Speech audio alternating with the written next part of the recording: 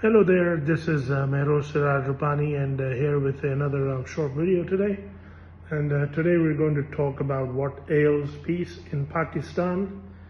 And it's a pretty straightforward thing. If you look at how Pakistan has progressed over the years, or, not progressed over the years, you do see that in Pakistan we have a huge problem about failing infrastructure, and we have had issues with our counterterrorism and those things. And when you look at those things in detail, you kind of figure out that the basic problem is incorrect thought processes that go towards policy making. Like, say, let me just give an example here that that one of the big things is in Pakistan right now, that they're always saying that, hey, we're going after the bad guys in different parts of the country. But what we are not hearing from the federal government right now is what processes are being undertaken with regards to having a more sort of stronger education policy or infrastructure development policy in place. Because any way you look at it, there's a lot of research that has been done around the world. Any way you look at it, the thing is that this is the most important thing, that when you're trying to fight insurgencies and terrorist activities around in the country, you first need to have a very, very strong human development approach towards it. You need to have a very strong human strategy around it, that fine, we'll go after the bad guys, but we need to understand this thing, that other than, just the suicide bomber who's blowing himself up, or the fighters, the terrorist fighters who are opening gunfire on convoys of the armed forces or whatever, the more you go on the back end of things, the more you see what kind of a money trail you're able to see. And then what that basically means is that behind all these acts of terrorism, there is no major religious ideology. There is no major, religious thing. It is just that the people who are manipulating the people in the front, the people who are basically the masterminds, they are the ones who are orchestrating the plans, who are orchestrating everything in the back. What they're doing is they're basically utilizing the shortcomings of the affected communities, like lack of political representation, like lack of cultural activities and those things.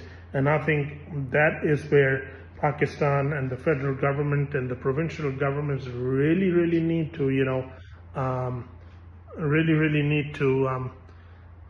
come up with stronger, more coherent strategies, where they're actually, making sure that that we're addressing these issues about education, about food insecurity, about addressing the cultural problems that the people are having, like lack of cultural, expression. That's the sort of thing that I think they need to understand, that they need to work on, the federal government. And there's an impeccable amount of research out there. There's an impeccable amount of data out there that is being researched by major universities around the world, like RMIT University in Australia, like Monash University in Australia, and even research done by the Harvard University in the United States, and a lot of that research that was done in the United States by the Obama administration when they came up with their very popular AFPAC policy back in the day.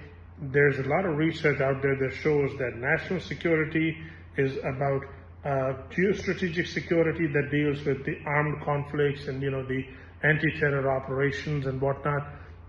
It goes hand in hand with human security.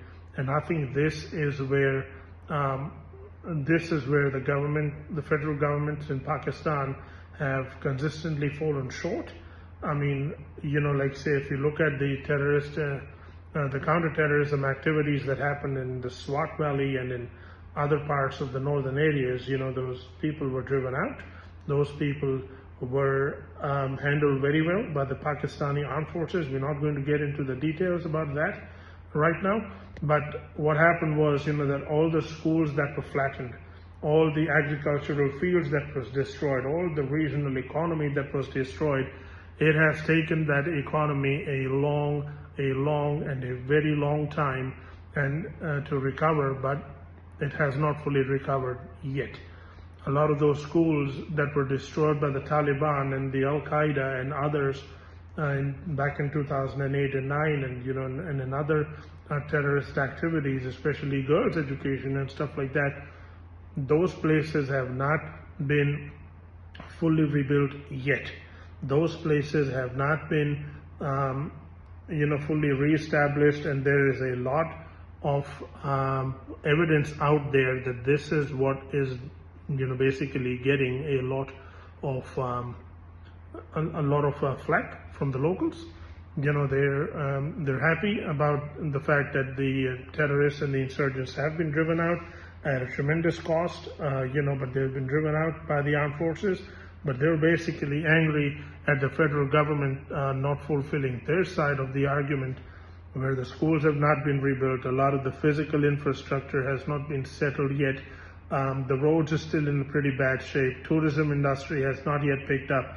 So I think this is one of the major reasons in the northern areas as to why peace is not being able to be achieved in the northern areas. And I think this is something that the federal government should really take a look at. And then